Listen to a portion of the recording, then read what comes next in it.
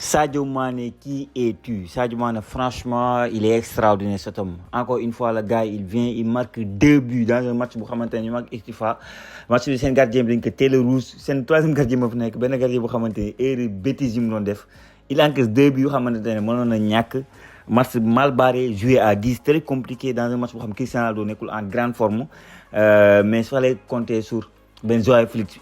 qui est encore mais extraordinaire c'est xamu ñaata passe décisif contribué à 50 buts de Al Nassr gars yi donc daaw moom la ñu jël le meilleur de Arabie Saoudite c'est pas pour rien xam donc moom la ngeen di gis nii moom ak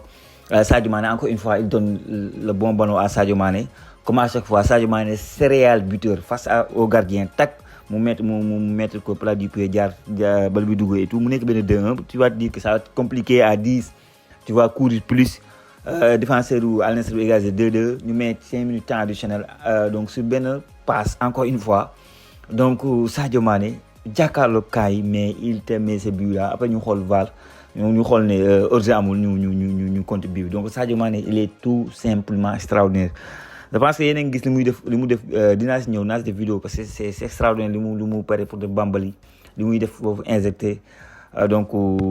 si agro boobu mu bëgg créer beaucoup d'emplois xam nga mën a donc dina mën a jàppale ñu bëri en même temps day jàppale le pays c'est-à-dire que kii c'est un exemple ici au Sénégal, même pas au football, mais au-delà même du football. Il est un exemple pour le monde entier, surtout en Afrique. Quand tu es joueur professionnel, nga def li nga war a def sa réew ci côté yëpp ba pare ñëwaat encore di continuer di investir c'est dit bravo et à cet âge-là Sadio Mané est capable encore de mettre des doublés félicitations gars yi le meilleur joueur de Premier League selon vous kan la bindal leen ma ci commentaire bu fekkoon moom ngeen koy jox de l'année dernière en tout cas Bruno Fernandes lañ ko jox faut l'accepter il a fait quand même 26 passes décisives si je ne me trompe pas quelque chose comme ça donc en tout cas passe décisive yi bari na lool battre na le record d'un certain Thierry Henry donc il te met énormément de passes décisives donc il mérite ak loolu lu coow li mën a bëri son titre de meilleur joueur de Premier League donc côté Bundesliga il y a un retour avec le sourire l'international français Nkunku donc gis ngeen ne Milan la jógee bokkul woon si plan yu Amorim delloo na nag boo xam fi nga jëm na ngay dellu fi nga jógee donc Leipzig la toj loolu moo ko waraloon mu def sa gros transfert laa dem Chelsea may gis ngeen bu ñëwee Chelsea blessure manque de sens moo tax delluwaat na du côté de Bundesliga si équipe am Leipzig donc Baleba c'est maintenant officiel mais bon il est franchement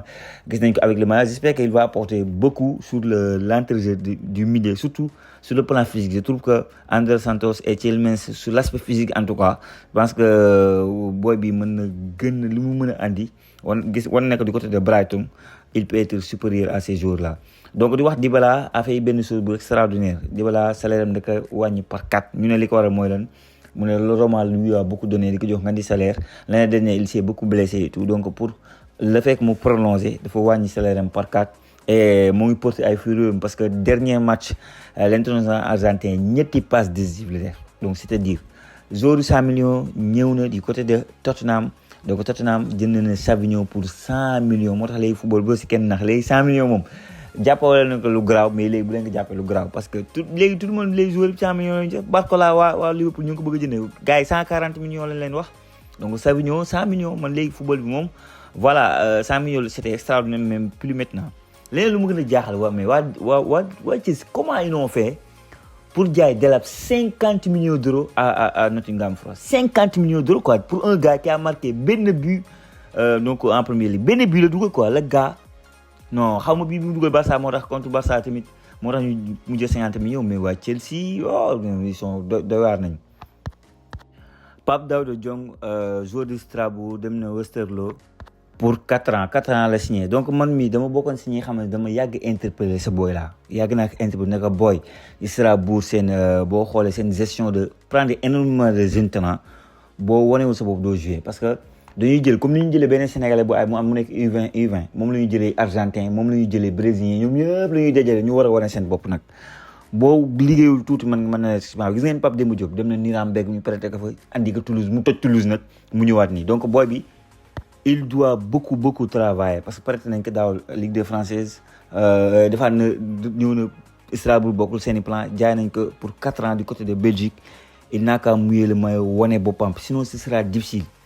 moo tax bi ñu ko fi présélectionné pour Sénégal si jamono boobu ma ne lii dafa teel c'est un joueur très talentueux bu toj si petite catégorie man franchement dama ko faawoon trop son jeu mais j'ai trouvé que il a pas progressé de bi ma ko xamee woon ak léegi nii donc ku wax dëgg rek nakaan travaille beaucoup ta puissance tes statistiques être là physiquement gën a gaaw quoi dans ton jeu et voilà tu peux devenir quelqu'un mais là li ko war dëgg mooy travail que ça soit moo xam Belgique bi mu dem nii ak fi mu nekkoon yëpp il faut travailler gars yi ce dossier là va peut-être léegi mu jeex quoi muy le dossier El Hadji Malick Diouf du côté de Brentford donc on sait que le joueur veut partir loolu moom carte gi leer na doomu Medina bëggatul toog West Ham bëggul jouer deuxième division Brentford def na fi 2 offres waa kii refusé ñu ngi koy waxatee donc waa West Ham refusé et Brentford progression la dina baax ci moom Brentford moo doon bëgg dem Ndiaye Manchester United ils ont une très belle équipe franchement donc am un El Hadji Malick Diouf même pour El Hadji Malick Diouf c'est une progression di nga mën a avancer carrément donc gars yi nee nañ ay détails moo si des donc proche d'un accord comme li ma waxoon dama jàppoon ne dossier bi day yàgg rek mais El Hadji Malick Diouf va aller du côté de Brentford et j'espère que cette année il va faire mieux que sax li mu def l'année dernière parce qu'il a les qualités pour le faire te boo xoolee les derniers matchs de West Ham da ngay xamante ne day yàgg dañuy jaay la booy parce que boo xoolee commencé teguñu ko woon titulaire c'est pas parce que dañ koy bëgguñu ko kii de mais dañoo xam ne dafa nekk en instance de départ bu blessé yow doo ko jëriñu presque ba pare équipe bi nga bëggoon jënd du ko jënd donc le mieux mooy nga teg ko ci banc bi donc da ngay gis ne West Ham ni mu doon doxalee rek mooy voilà maintenant on va voir le durée ce sera 2 ans 3 ans 4 ans c'est ça le plus important jamono bi mais ndax day dem je pense que carte gi leer na gars yi dem ñu ngi leen di wax Aliou xam ne ni PSG da ko bëgg maintenant information bu gën a leer boo demee lire article bu l'équipe daf lay xamal ne donc il peut être le remplaçant de Ibrahima Mbaye donc dañoo bëgg a jël joueur bi développer ko carrément parce que day na PSG si petite catégorie yeeg yooyu gis nañ ñu tel que repéré ne kii talent la surtout que sa polyvalence son côté créatif le côté mën a jouer sur les ailes mën a jouer milieu terrain mën a jouer un peu plus haut numéro 10 donc toutes ces qualités fait que jàpp nañ ne waa Paris Saint-Germain jàpp nañ ne avec le centre de formation qui est super développé l'un des meilleurs en Europe mën nañ développer le joueur pour lui faire ay qualités mu gën ko améliorer parce qu'il a des qualités énormes c'est un génie avec le ballon donc c'est pour remplacer Ibrahima Mbaye bi xamante ne il est en partance du côté de Liverpool donc loolu moo tax ñu jël Adil Hamdani moo tax jamono bi démb ñëpp la bett mais boo xoolee raison bi dëgg bu ñu sukkandiku en tout cas statu xibaar yi c'est pour remplacer kii di Ibrahima Mbaye gars yi donc suñu Ismaïla Sarr donte am na accord ak lii di Galatasaray loolu moom c'est clair en termes de salaire et tout reste à Galatasaray de trouver un accord avec Crystal Palace waa kii dugg nañ si dossier bi waa Al Hilal te suñuy gaynde yëpp baa ngi Al Hilal ba gars yi duñ ko motiver mu ñëw foofu ay Koulibaly Gana Gueye Mory Diaw Abdoulaye Seck suñu joueurs yëpp nga Arabie Saoudite Ismaïla Sarr ba gars yi duñ ko convaincre gars yi mu ngi fa de tous les anciens daanaka moom moo fa des ku xamante ne yàgg na si équipe bi ku toog Europe boo xoolee ñëpp dem nañ y'a personne ñi fi nekk nii ñëpp ay jeunes lañ ay Habib Diarra ak ñeneen ñëpp ay jeunes lañ yaa ko Ismaïla Sarr buy résister tuuti te boo xoolee jamono bi mercato bi ni muy demee nga xool mercato bu baax da nga xam ne lu ma nekk la parce que maa ngi gis ne Al Hilal ay joueurs de côté la ñuy laajte boobu léegi gars yi di réfugié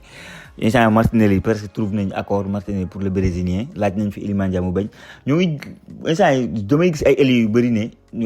ak attaquant surtout que ñoo ngi wax ne dañoo bëgg a bàyyi Benzema dem donc xam nañu Benzema le salaire c'est yaa ma gën a xam donc résilier le contrat de Benzema donc pour am benn Ismaïla Sarr ça peut être en termes de salaire Ismaïla Sarr dina gis boppam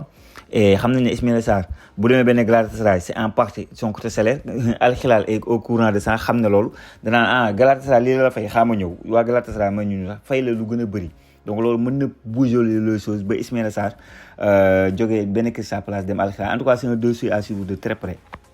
bu ñëwee foofu dañuy wax ci Nicolas Jackson nag moom proche d'un accord avec Aston Villa je pense que gis ngeen ko tey ci xibaar yi comme quoi les 70 millions d'euros yi xamante ne bon peut-être que Chelsea moom lay xaar waa Aston Villa pare nañ ko pour joxe Aston Villa gis nañ seen premier match on les a écrasés et donc Watkins aussi comme ni ma ko waxee sans Ismaïla Sarr Watkins donc waa kii Al Hilal ñoo ko bëgg et tout donc xam nañ ne il leur faut un neuf Jackson est séduit par le projet bu Unai Emery donc Unai Emery moo ko convaincre et tout sur les côtés donc waa Chelsea moom tamit boolewuñu ko seen plan donc pare def nañ seen hiérarchie d'attaquant Welbeck João Pedro xam nga ñoom pare def nañ seen affaire ba pare donc Jackson n'en fait pas partie gérer nañ seen premier match en Premier League. Jackson blessé dara jotagul mais dafa nekk ci instance de départ donc du coup Jackson xam ne na yoonam leer na pour mu dem du côté de Aston Villa et on parle de 70 millions yi xam Chelsea mu ngi koy xaar et dans les prochaines heures Jackson peut devenir le prochain attaquant de Aston Villa. bu leen fàtte di abonné ak di cliquer ci cloche boobu ngeen di gis vidéo bu ñëw ngeen mën ko seetaan jërëjëf ba beneen.